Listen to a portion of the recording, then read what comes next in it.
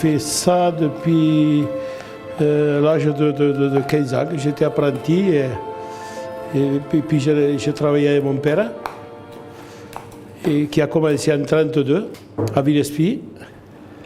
Et puis j'ai continué. Et puis maintenant, c'est mon fils et mon petit-fils qui prennent le relais, qui continuent. Maintenant, ça a changé un peu, mais nous, on continue la tradition en enseignant. On abat les bêtes, on va se les acheter sur le pied, on continue comme on faisait avant. Et là, il n'y en a pas trop maintenant des bouchers qui font ça. C'est un beau métier. Quand on arrive à travailler comme nous on fait, avec des bêtes qu'on s'achète, avec des bêtes qu'on se choisit, des belles bêtes qu'on sait ou qu'on fait plaisir aux clients. Alors, la Villespie, on a commencé dans une petite boucherie, puis on a agrandi, on a fait un grand laboratoire. Et puis mon fils a eu l'idée de s'installer à Zone. Et là, on a fait un drôle d'agrandissement, mais en continuant à travailler comme on travaillait à Villespie. On continue à travailler traditionnellement. C'est un peu ma vie. Je ne sais pas trop bricoler, je ne sais pas faire autre chose, j'ai toujours fait ça. Et c'est ma vie à l'intérieur.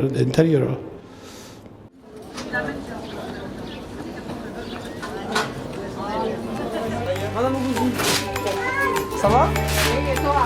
Ça va, tu savais? Vas-y. 1 kilo pour mamie.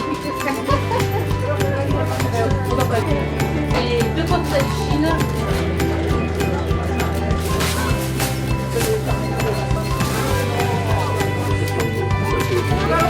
Oui. Parfait, merci. Bonne journée.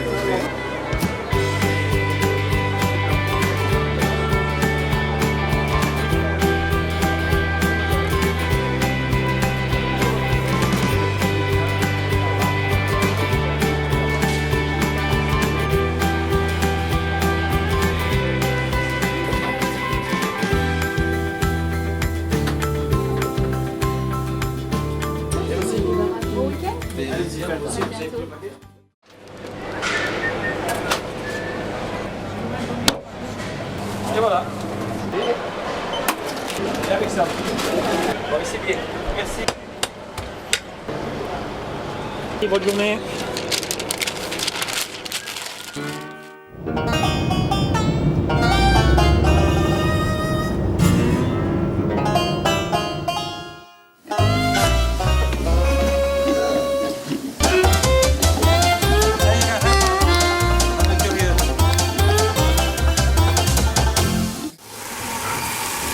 Alors ils sont nourris avec de l'aliment 100% céréales. Des céréales de la région. Essentiellement blé, orge, sorgho, pois, colza et soja. Michel, ça fait 11 ans qu'on travaille ensemble. C'est Michel qui m'a choisi, je veux dire, on travaille en confiance. Je ne viens pas, je veux dire, tous les samedis choisir mes porcs chez Michel. Oui, je sais. On travaille ça en bon relationnel. Je sais ce dont il a besoin et je sais ce qu'il faut lui fournir, à quel poids et dans quelle qualité. La viande, il ne faut pas qu'elle soit trop stressée. Voilà. C'est-à-dire qu'il faut les rentrer à l'abattoir la veille. Disons, l'idéal, il ne faut pas rentrer le porc à 7h du matin pour le tuer à 8h. L'idéal, il faut le rentrer la veille.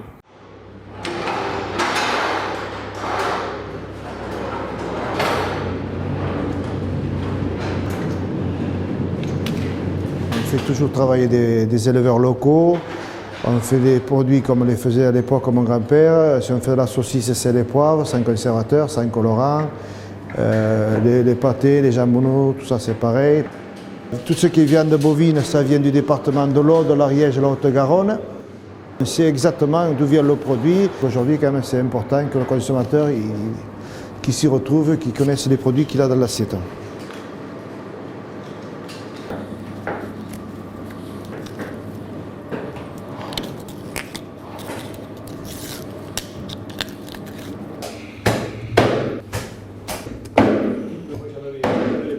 Ils sont en train de découper les magrets. Comme ça, on va saler les cuisses et les manchons pour les faire confire demain. Et là, je suis en train de prendre les magrets pour les mettre en vente au magasin.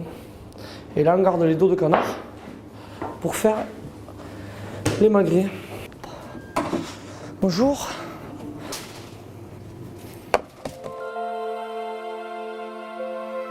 Oh, la passion, ça a commencé, j'allais au marché avec mon grand-père à l'époque, au marché Abraham. Et j'étais petit, j'avais une dizaine d'années. Je commençais à rendre la monnaie, j'allais passer les vacances, j'étais à Alzona, à Villespie. Et après, j'allais à Carcassonne pendant les vacances pour aider à rendre la monnaie. Après, j'ai commencé à servir. C'est une fierté quand même de travailler avec son père, de travailler avec son grand-père. Mon grand-père, il m'a appris beaucoup de choses. Le métier en lui-même est resté le même. Le travail de la viande reste le même. Je pense que mon père, quand j'ai dit que j'allais venir travailler avec lui, il a été content. Après, je pense que ça fait toujours plaisir de voir que son fils s'intéresse au même métier que lui, quoi. Il sait que l'entreprise ne se perdra pas. Donc, d'un côté, je pense qu'il doit être content.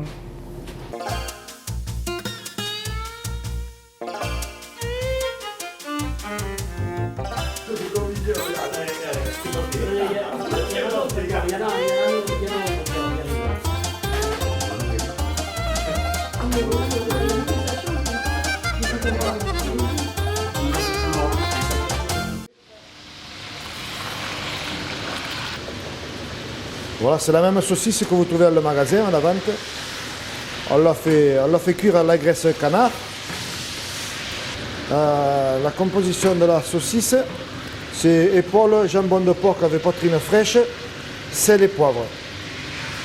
Il n'y a pas de conservateur, il n'y a pas de colorant, il n'y a absolument rien dedans. Sel et poivre. Et la provenance de la viande, c'est des porcs qui viennent de Lasborde, de chez M. Turiès, et de Saint-Paul de chez Michel Carpentier. Et après, on l'emmène dans les conserves. C'est tout rempli manuellement, à la louche, comme il n'y a rien de robotisé, c'est tout fait à l'ancienne. Et je remplis les verrines de cassoulet. On a les haricots. Après on a la préparation, jambon, poitrine, tomates, coine, sel et poivre.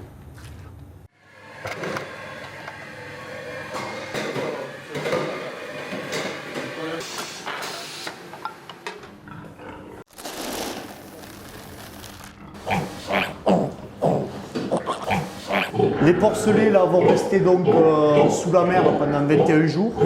Au bout de 21 jours, on va sortir les porcelets de la mer. On va les mettre dans une nurserie. Ils vont être nourris qu'avec des céréales. Jules, viens là. C'est un animal qui fait en moyenne 20 doses d'insémination à chaque prélèvement. Nous possédons 5 verras comme ça sur l'exploitation, exactement la même origine, la même race. Avec ces 5 verras, on peut inséminer donc 15 à 17 truies chaque 15 jours. Et ça nous permet donc de commercialiser pour Monsieur Bareil 70 à 80 porcs semaine. Tous les cochons que tu vends de chez moi, tu sais de qui ils viennent. Qui c'est qui les fait. Lui plus les 3 autres là-bas. Viens là, Kiki. Viens. Le matin, 6 vaches. Ouais. C'est ce que ton père m'a confirmé. 6 vaches, ouais.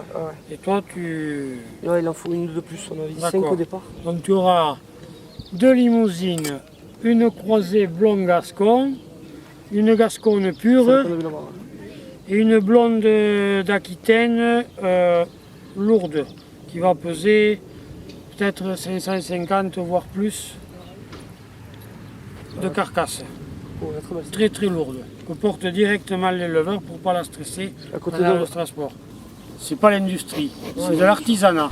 Et je crois que tout le monde s'y retrouve. Et le producteur. Et le consommateur dans son assiette.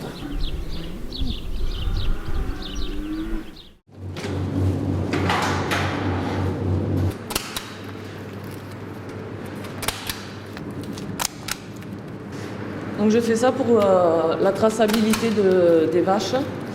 afin que s'il nous arrive une non-conformité, on puisse remonter auprès de l'éleveur et au niveau de l'abattoir.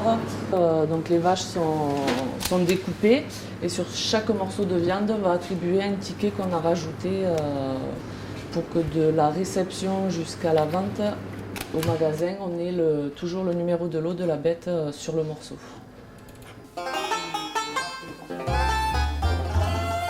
Alors tu vois, et l'autre, il vient de chez Castan, il est né le 27 décembre, tu vois. Mais je te dis, ici, ça pousse avec du lait, ça pousse vite. Hein. Mais celui-là, il sera joli aussi. Il sera joli parce que c'est la même chose. C'est le même gabarit, c'est le même taureau.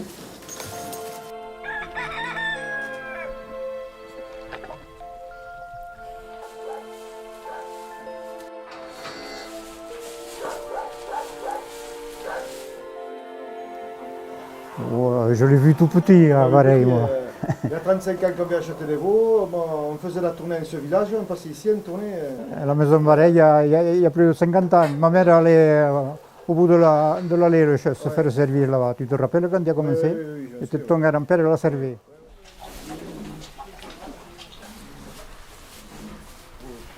C'est le meilleur veau, le veau sur la mer, c'est ce qu'il y a de meilleur. Hein. Aujourd'hui, quand tu le mets dans l'assiette, le veau sur la mer, c'est autre chose qu'un farinard, que du veau farinard. Hein.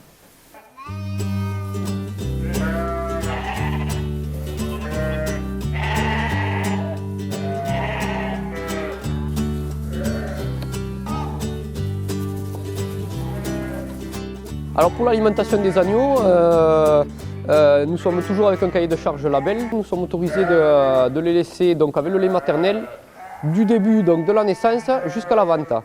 En plus du lait maternel, les agneaux ont à leur disposition dans l'alimentateur de l'aliment à base de céréales naturelles sans OGM et de la paille à volonté. Donc l'aliment c'est un aliment agréé par le label et il est fait de telle sorte que l'agneau a une croissance régulière et donc en ayant une croissance régulière maîtrise son état de gras et permet d'avoir à l'abattage une viande exceptionnellement goûteuse et pas grasse.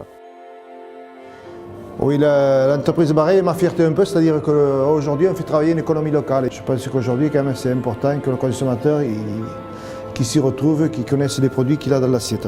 La charcuterie Barret c'est quand même 42 personnes aujourd'hui, mais il faut savoir que sans ces salariés aujourd'hui la charcuterie Barret ne serait rien. Et sans les éleveurs avec qui je travaille, on ne pourrait pas faire de bons produits. Et je tiens à remercier mon aimable clientèle pour sa fidélité, parce que sans eux, la charcuterie Barret ne serait rien non plus. Je remercie tous ces gens.